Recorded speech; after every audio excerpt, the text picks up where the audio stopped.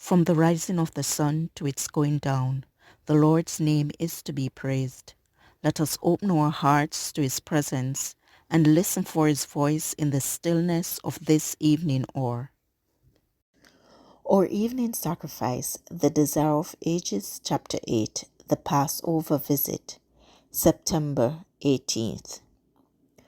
Consecrate me now to thy service, Lord, by the pour of grace divine.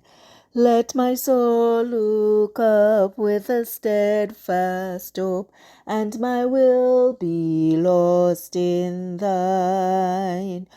Draw me nearer, nearer, nearer, blessed Lord, to the cross where thou hast died.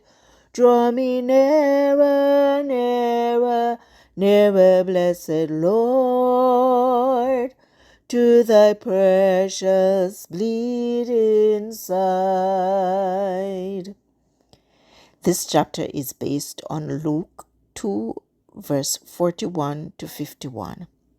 And she shall bring forth a son, and thou shalt call his name Jesus, for he shall save his people from their sins. Matthew 1, verse 21. Jesus did not ignore his relation to his earthly parents. From Jerusalem, he returned home with them and aided them in their life of toil. He hid in his own heart the mystery of his mission, waiting submissively for the appointed time for him to enter upon his work. For 18 years after he had recognized that he was the Son of God, he acknowledged the tie that bound him to the home at Nazareth and performed the duties of a son, a brother, and a friend, and a citizen.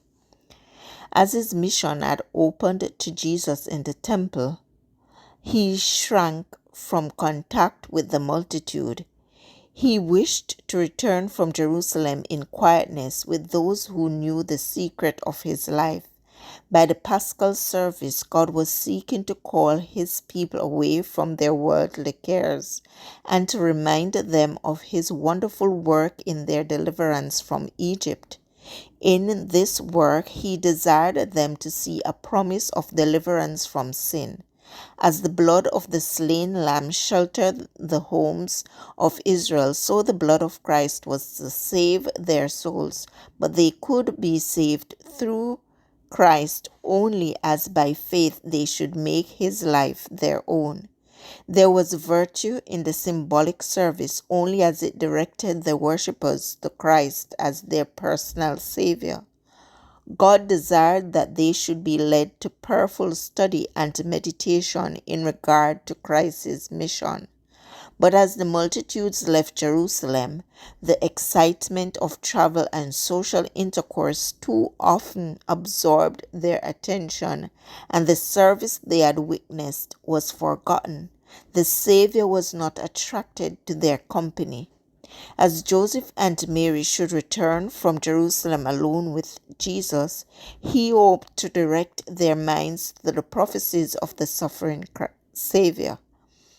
Upon Calvary, he sought to lighten his mother's grief. He was thinking of her now. Mary was to witness his last agony, and Jesus desired her to understand his mission, that she might be strengthened to endure when the sword should pierce through her soul.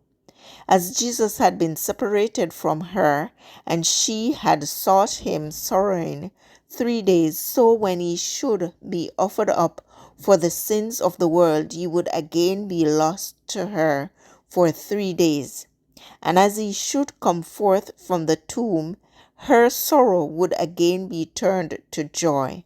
But how much better she could have borne the anguish of his death if she had understood the scriptures to which he was now trying to turn her thoughts.